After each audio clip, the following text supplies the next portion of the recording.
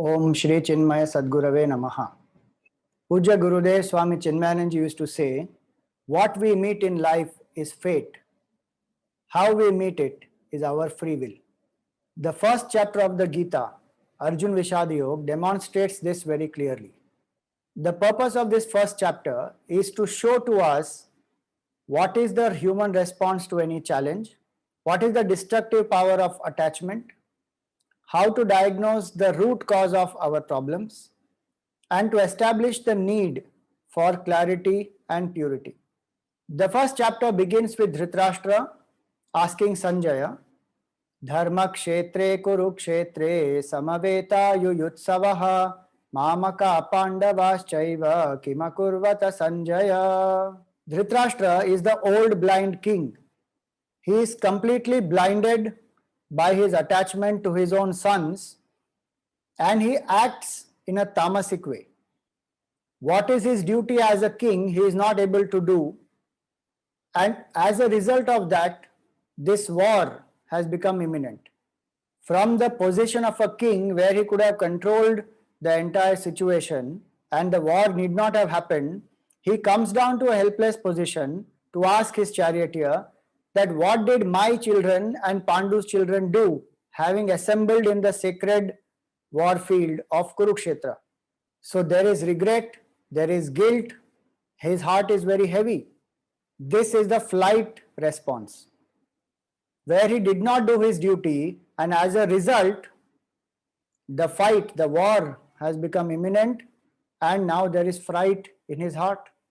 Dhritarashtra literally means Dhritam Rashtram Yena Saha, who has held the kingdom which is not his. He is a symbol of tamas, who makes us question that what is it that we are holding on to? What is the attachment that we are holding on to which is preventing us from doing our duties? Whether it is exercise, whether it is spiritual sadhana, whether it is some achievement in the goal, what is it that we are attached to? What is it that prevents us from doing what we have to do? The first line of the Gītā, Dharma kshetre kurukshetre, urges all of us that in each role of life we must do our duties and do it with dedication and commitment. There should not be any lacuna or lethargy in that. Kshetre kshetre dharmam kuru. So it is said that the Gītā is to tell us what exactly is our dharma. The first word is dharma and the last word is mama. So mama dharma, what is my dharma? Being so attached to his own son, he was not able to do his duty as a king, and he discriminated psychologically, my children and Pandu's children. Attachment does this to us, where it distracts us from our duties, makes us do what we should not be doing, and then we'll end up in regret. When Sanjay was asked by Dhritarashtra that what did my children and Pandu's children do, Sanjay replies first about his children. So he speaks about Duryodhan. Duryodhan is the symbol of Rajoguna, where he is attached to power, position. He is very greedy and insecure. The inferiority that his father had has influenced him also tremendously. So he continuously compares himself with the Pandavas and tries to prove that he is stronger, he is greater than the Pandavas. He has jealousy against the Pandavas, and his whole life, his potential was wasted just because of this inferiority and jealousy. It has compelled him to do adharma, though he knows that this is adharma. Hence, in the battlefield, there is tremendous fear, insecurity, and stress in his mind, and yet he does not exhibit that. He in fact goes to his teacher, Acharyam upasangamya Raja Vachanam abravit. He goes to his teacher, but instead of surrendering, opening up and seeking guidance, his ego prevents him. He in fact taunts his teacher and comes back. So Duryodhan is a symbol of disintegration. He is something else inside, something else outside.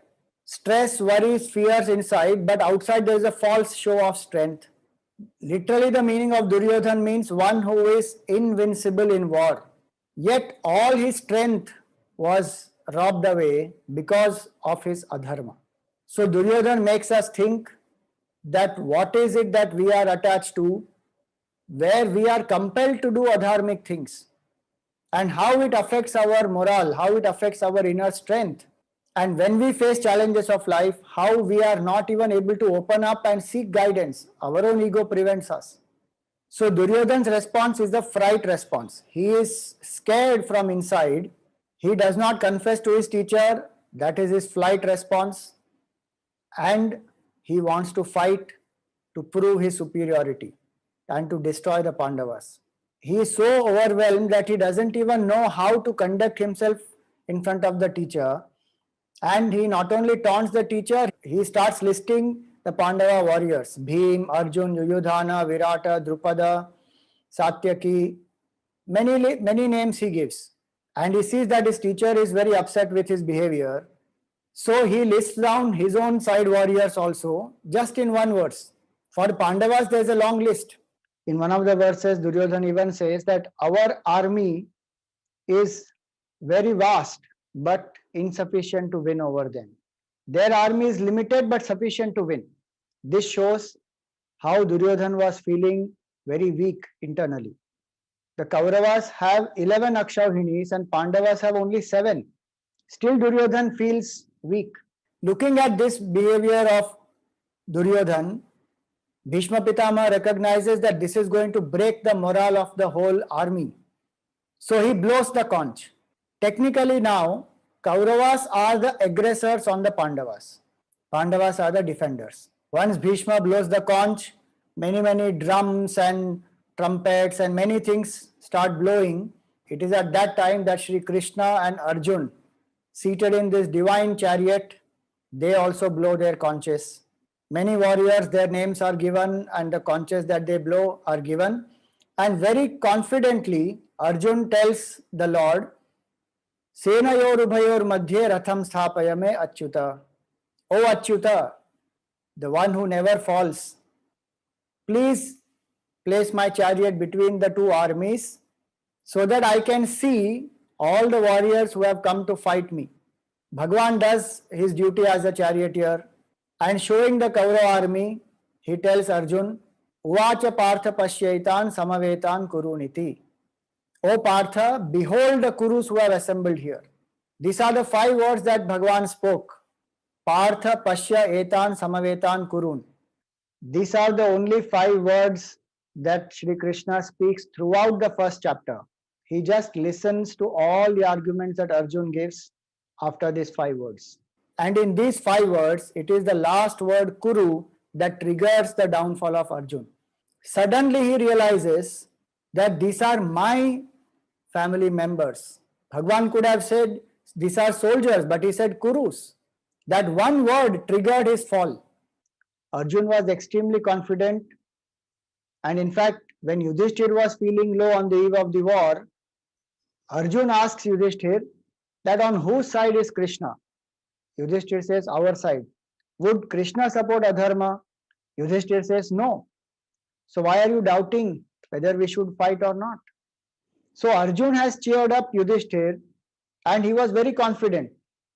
Arjun had prepared himself for 12 years in the forest, acquiring divine missiles, weapons, and including Pashupat Astra, etc. for this day.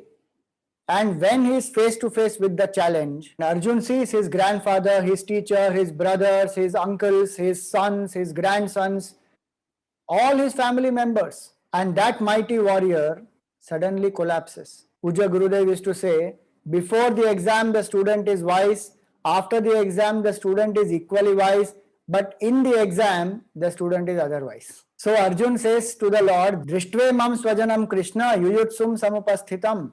Arjun says, oh Lord, I am seeing my own relatives here. And he decided that he does not want to fight the war. He makes up various excuses. One is to have logical thinking and come to a conclusion. But Arjun has already come to a conclusion and now he builds up all the excuses. This is his flight response. The attachments in Arjun invoke the fright in him, and hence the flight response. He doesn't want to do his duty. He wants to go away into the forest. So he starts describing one by one various arguments. First he says the omens are not right. Then he describes the physical symptoms, that I am shivering, I am sweating, my skin is dry, my teeth are chattering, I am not even able to hold the bow falls from his hand, he is not even able to stand, and his mind is whirling. Emotionally, he says, I don't want victory, I don't want enjoyment, I don't want kingdom. How can we enjoy all this killing our own people? It is better they kill us than we fight them. I don't even want the three worlds. What to talk about this earth and this kingdom? Intellectually, he says they are blinded by greed, but why should we fall down to their level? What will we get by killing these felons? We will only incur sin. In fact, the duty of a Kshatriya is to destroy the felons. Here, Arjun has completely got deluded. Culturally, he says that the war would destroy able-bodied young people, people who are capable of earning, who are dynamic, and with this, there would also be financial losses, psychological trauma of the war, families would get destroyed, and when the families get destroyed, then the family values, the family's culture, each family has a unique culture. The family traditions, the values, the disciplines, the rituals, the family deity worship, the specific unique things about each family that they used to follow, all this is Kula Dharma, this would get destroyed. Those cultural values cannot be passed on, cannot be practiced, and family being the basic unit of the society, many families getting destroyed would destroy the whole society. The fabric of society would get completely disturbed. When the families are destroyed, the family values go through destruction, then there is adharma in the whole society. Because there is no pride, there is no attitude of living without compromise. The honor of the family, the glory of the family is forgotten. There would be widespread adharma. One would follow corrupt ways. This would also bring danger to the women in the society. They would be left unprotected. And the progress of a society is judged by the security and safety of the women, especially when the Kshatriyas are destroyed, the protectors are destroyed. There would be widespread abuse and violence on the women. The men and women ratio, the gender ratio would be completely imbalanced. So there would be adharma in the whole society. Also, the Varna Vyavastha will get completely disturbed. People would not be able to follow what their inherent passion is. When people cannot follow what they truly are made for, there would be frustration. Imagine an engineer who is forced to become a doctor and conduct an operation in the operation theatre. Or imagine a doctor who is told to make a plan and execute the construction of a bridge. How disastrous it would be for the society when people do not do what they are meant for. Such frustrated individuals, when they come together, the general morality in the society also would fall. The young men and women, they mix with each other, blinded just by lust. There is no focus on better evolution, better culture. So naturally, there would be an unhealthy intermingling of individuals with incompatible cultural traits. In marriage, living together, trying to start a family would create a lot of disturbance in the whole society. There is no satisfaction in work, there is no prosperity in the society, in the families there is a lot of conflict. Hence, as a result, the family being the basic unit of the society, when that family unit gets destroyed, the culture in the whole society would get destroyed. In the West, the individual is the unit in the community. Each individual has got his own rights and duties. In the East, India and China, to an extent Russia also, it is not the individual, the unit or the society, it is the family. Therefore, even today, the family tie is strong and not the individual arrogance. Here, if a brother is successful and his younger brother is in losses and suffering, the younger brother will not get 1 cent from the elder brother. The elder brother says, you try your best, it's your luck. In India, it is not so. If one brother has got a job, all his brothers and other families are together eating from that one income. Therefore, even though they say that 27% is the unemployment, 30% is the unemployment, nothing happens there. Nobody starves. Why? If one fellow has got an income, one grandfather has got some pension coming, that will do. The whole family will eat. The family unit. Is all the beauties of it are forgotten in the modern craze of selfishness, that each individual, I and my wife, we will live together. We don't care what happens to the whole world. And even that, I and my wife also, a sacrifice is necessary. That is also too much, and therefore I alone. Each individual has become selfish, and therefore there is no integrity of the community, of the society. The feeling that we are all belonging to one family, there is a greater affinity between the members of the family but if there is so much of overdosage of selfishness have come into the individuals shatter. So he gave physical reasons, emotional reasons, intellectual reasons, cultural reasons, social reasons, and he also says, spiritually speaking, when the family traditions break down, each individual becomes highly selfish, individualistic, materialistic. They do not follow the higher ways of life that their ancestors have taught them. Many karmas like Shraddha, etc. would not be performed. As a result, even the ancestors would fall. And one would incur more and more sin, and ultimately one would go to hell and suffer. Finally, Visrujya Sasharam Chapam Shoka Samvigna Manasaha. Arjuna has thrown away his bow and arrow and is completely dejected, despondent, depressed, and he has come down from the chariot. He has not yet surrendered to the Lord, but he is resigned that I don't want to fight. Symbolically, he has given up his duty as well as his capability of self-effort and purushartha. From a hero, he has fallen into a victim mode. When one reads the arguments of Arjuna in the first chapter, one would feel that he is justified in all that he said and that he should not fight the war. But Puja Gurudev says this is called misplaced compassion. It is his duty to fight as a Kshatriya, to protect righteousness, but he took the war personally. He got distracted from his own duties because of his attachment to his own people. For a moment, if we think, if Bhishma and Drona were not there, would he have said all these things? So it is the attachment that completely clouded his vision. And the duty of a Kshatriya is active resistance to evil. From that state of active resistance to evil, he falls into this passive response where he wants to take flight into the forest. Dhritarashtra, Duryodhan and Arjun, all the three characters are having some or the other attachment, and each of their attachments leads them only to sorrow. So the principle in life is, deeper the attachment, greater is our sorrow. What exactly is attachment? Let us listen to Puja Gurudev. Attachment is very well known to every one of you. Every one of us have got some attachment or the other. But the attachment of each individual may be different from each other. You are attached to the mother, another is attached to the father, another is attached to the wife, another is attached to the children. Some are attached to their profession, some are attached to power, some are attached to money, wealth.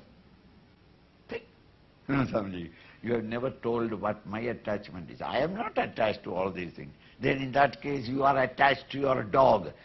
That is right. I am attached to my dog. Without some attachment you cannot live. If any one of you say that, Swamiji, I have no attachments, all that I can tell you is, lie down there, after the lectures we will attend to your funeral. Why? When there is no attachment, you are dead. Attachment everyone has got. Every one of you think of your attachment. Whatever be that attachment, and try to verbalize what do you mean by attachment. Attachment is a feeling. Luckily it is not physical. If physically you and I are attached to things, you can't move about. Because I am attached to my wife and my children and my property and my factory, my business or my house. How can you move attached? It's not physical.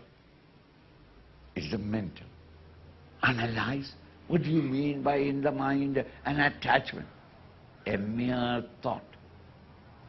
A stream of thought by which we tie ourselves to things and beings in the world outside.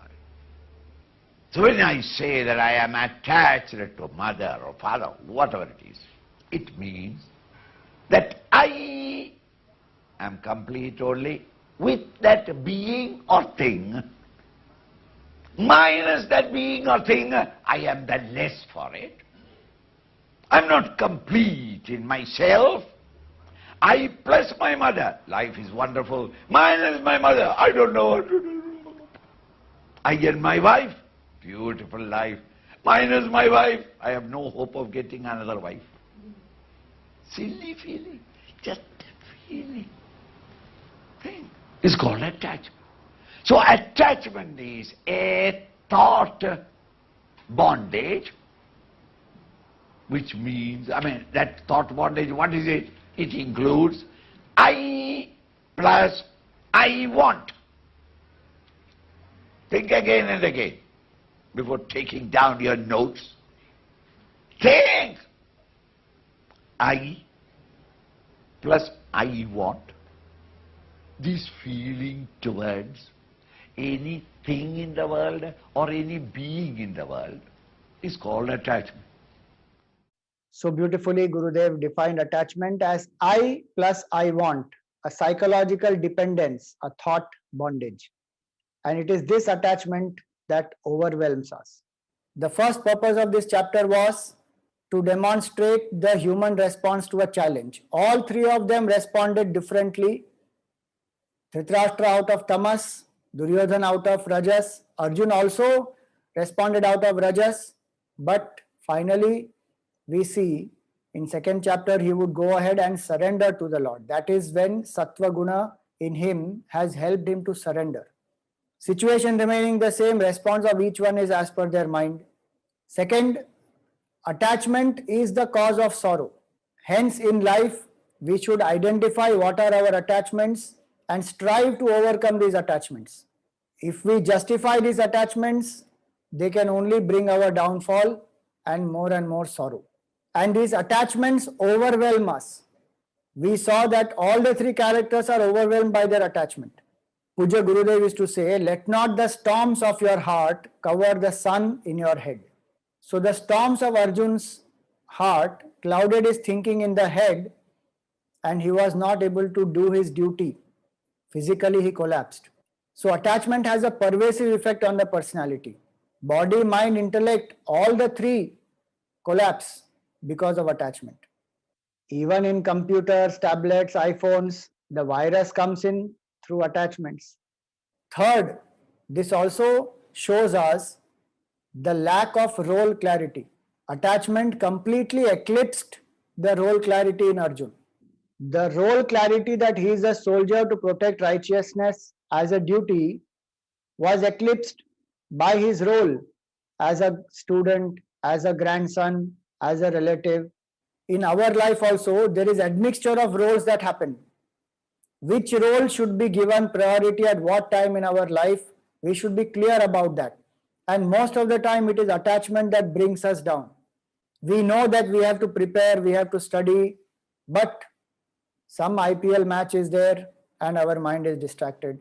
We know we have to get up in the morning and let us do the meditation first, but we get on with the phone and mind becomes extroverted. Being attached to the role as a professional, I am not able to give enough time to my family. Being very attached in my role as a parent, I am not able to see the child objectively and I am not able to give space to my child. As a student, I know that I must study, but coming under peer pressure, I bunk the classes, I don't pay attention to the studies. So different roles get mixed up because of attachment. and hence the need for role clarity in life. There are various roles that we play in life, but the main cause of confusion in the roles is absence of soul clarity.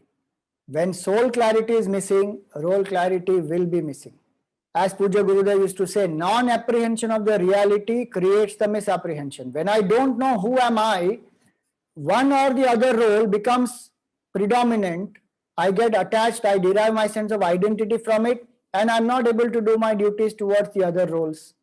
So while I may learn how to balance the roles and do my duties in all the roles objectively, but I should also inquire into who am I as a soul? What is my true nature? And that soul clarity is the solution for all the confusions and problems of life. Shri Krishna begins his treatment in the second chapter with the knowledge of the soul, because that is the root cause of all our problems. The diagnosis of the root cause must be done to permanently cure the disease. One patient went to the doctor and said, "Doctor, please save me, doctor. Please help me, doctor." So doctor said, "What happened?" Said, "Doctor, my neighbor, he was diagnosed of typhoid and he died of jaundice. I'm very scared, doctor. I also have typhoid, doctor. Please help me, doctor." So the doctor said, "Don't worry. When I diagnose a patient of typhoid, the patient dies only of typhoid." So the diagnosis is very important. What is the root cause of the disease has to be found out. And the root cause of the disease is ignorance of the self, as a result of which we think we are this finite, limited individuality. And then we get confused about our roles. So it is said that our identity determines our purpose. We may have different roles and identities and different purposes in each of them, but what is our true identity? Independent of all the other roles that we are playing, that identity we must be very clear about. As Puja Gurudev would say, Gītā is the Krishna cure for the Arjun disease. Arjun disease is the disease of samsara that all of us are in. And Krishna cure is the soul clarity. When we gain the soul clarity, the non-apprehension goes away, because ignorance of who am I is the cause of all sorrows. When that is destroyed, we are able to pick up our bow and arrow, go ahead and do our duties, attain success and fame. Shri Krishna does not just treat the symptoms. He does not give a pep talk to Arjun that, "Come on Arjun, you can do it, it is in you. You have already defeated the Kauravas earlier. Get up, awaken the potential in you." Bhagwan doesn't just give him a pep talk. He gives him self-knowledge, which is the permanent cure of this disease. Now we find that in the first chapter, all the three characters had someone or the other to guide them. Dhritarashtra had Sanjay, Duryodhan had Dronacharya, Arjun had Shri Krishna. But Dhritarashtra and Duryodhan are not even able to open up nor get any advice or follow it. But Arjun, he opens up to the Lord, and Bhagwan gives him the knowledge. That is the power of purity of mind and sattva guna. It is sattva in us that helps us to surrender, to admit that I don't know anything. And hence Arjun's Vishad becomes his prasad. His sorrow, his dejection also becomes a blessing for him because of the sattva guna in him. Literally the meaning of the word Arjun is one who is straightforward. Rijutvat Arjunaha. Arjun did not have an ego issue that how can I open up to Shri Krishna. Nor did he have an ego issue that what will the others think. I am a great warrior and amidst the two armies, I am here. If I collapse, what will everyone else think? He was straightforward. He opened up his heart and he told the Lord what he felt. So may the Lord's grace and blessings be with us, that we may invoke the sattva in us, become straightforward like Arjun, surrender to the Lord and get cured of this Arjun disease. Om Purnamada Purnamidam Purnat Purnamudachyate Purnasya Purnamadaya Purnameva Vashishyate. Om Shanti Shanti Shanti. Harihi Om. Shri Gurubhyo Namaha. Harihi Om.